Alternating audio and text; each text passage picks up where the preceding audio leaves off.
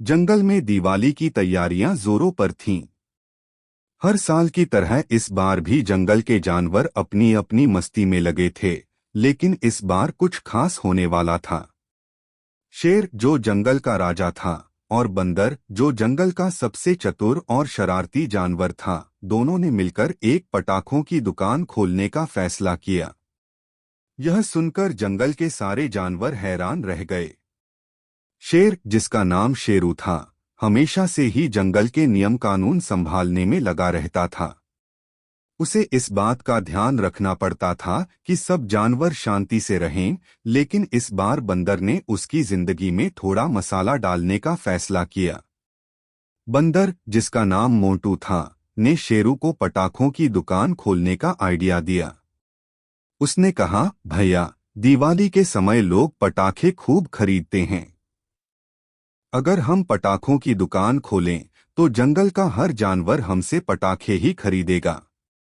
इससे पैसा भी आएगा और हमारी दुकान जंगल की सबसे मशहूर दुकान बन जाएगी। शेरू को यह विचार सुनकर बड़ा अजीब लगा, लेकिन मोंटू की बातों में हमेशा कुछ न कुछ मजा होता था। शेरू ने सोचा, क्यों न इस बार कुछ नया किया जाए। राजा होने का मतलब ये नहीं कि मैं हर समय गंभीर बना रहूं। आखिरकार शेरू ने मोंटू का साथ देने का फैसला कर लिया और दोनों ने जंगल के बीचों बीच पटाखों की दुकान खोलने का प्लान बनाया। शेरू और मोंटू ने पटाखों की दुकान का नाम रखा शेर बंदर फटाके वाले। नाम तो बहुत दिलचस्प था, लेकिन असली चुनौती थी दुकान को सजाना और पटाखे जुटाना।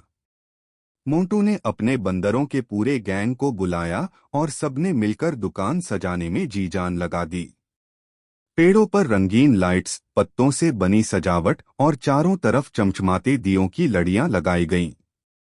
शेरू ने गांव जाकर बड़े बड़े बॉक्सों में अनार, चक्री, फुलझड़ी, बम और बहुत सारे पटाखे खरीद कर लाए। अब दुकान एकदम तैयार थी और उद्घाटन का दिन आ गया। सारे जंगल में ये खबर फैल गई थी कि शेर और बंदर ने मिलकर पटाखों की दुकान खोली है। जानवरों को यह सोचकर बड़ा मजा आ रहा था कि आखिर यह जोड़ी कैसी दुकान चलाएगी। पहले दिन दुकान पर पहला ग्राहक आया हिरण, जिसका नाम हिरू था। हिरू बहुत ही शांत स्वभाव का था और वह बिना किसी शोर शराबे के दिवाली मनाना चाहता था। वह दुकान में आते ही बोला, शेरू भैया, मुझे थोड़े शांत पटाखे चाहिए, जैसे फुलझड़ियां, अनार। अब शेरू, जो पटाखों के बारे में ज्यादा नहीं जानता था, ने मोंटू की तरफ देखा। मोंटू तुरंत हिरण से बोला, अरे भाई, पटाखे और शांति, ये तो दो अलग चीजें हैं। लेकिन हमारे पास सब कुछ है। तुम्हें जो चाहिए बस बोल दो। हिरण ने बड़ी विनम्रता से कहा, मुझे तो बस थोड़ी फुलझड़ियां चाहिए। शेरू ने हंसते हुए कहा, अरे ये लो, और उसने एक पूरी डिब्बी हिरण को दे दी। हिरण ने पैसे दिए और खुश होकर चला गया। शेरू और मोंटू की दुकान का पहला दिन सफल रहा। दूसरे दिन दुकान पर बंदरों का एक झुंड आ गया। मोंटू के सारे बंदर दोस्त पटाखे खरीदने नहीं, बल्कि मस्ती करने आए थे। वे दुकान के इधर उधर कूद रहे थे, पटाखों के बॉक्स खोल रहे थे और शोर मचा रहे थे। मोंटू खुद भी इन सब में शामिल हो गया और दुकान में हंगामा शुरू हो गया। शेरू ने गंभीर होकर मोंटू को चेतावनी दी, देखो मोंटू, दुकान चलाना कोई मजाक नहीं है।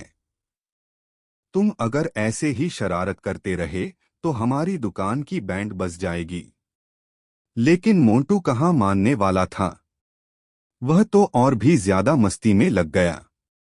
अचानक मोंटू ने एक रॉकेट उठाया और उसे जलाने की कोशिश की।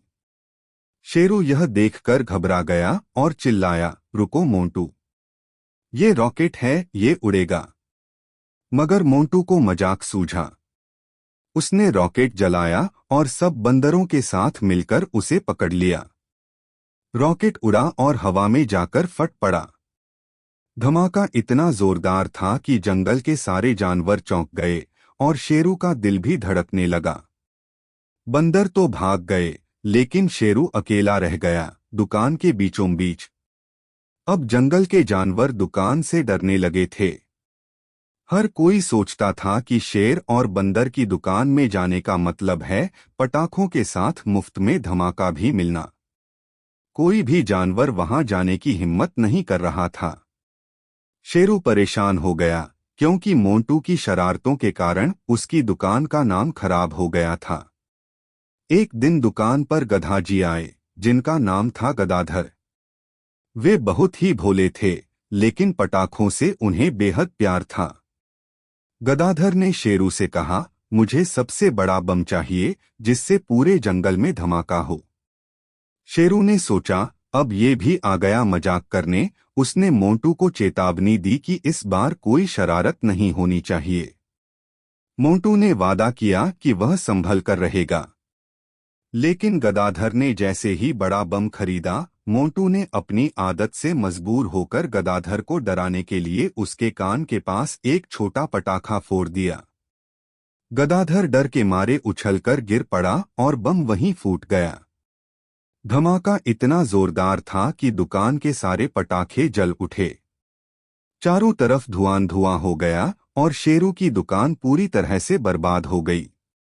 धमाके के बाद शेरू ने देखा कि पटाखों की दुकान चलाना उसके बस की बात नहीं है और मोंटू की शरारतों ने उसकी पूरी दुकान को बर्बाद कर दिया था।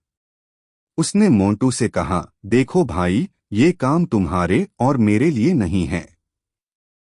हमें अपनी अपनी जगह लौट जाना चाहिए।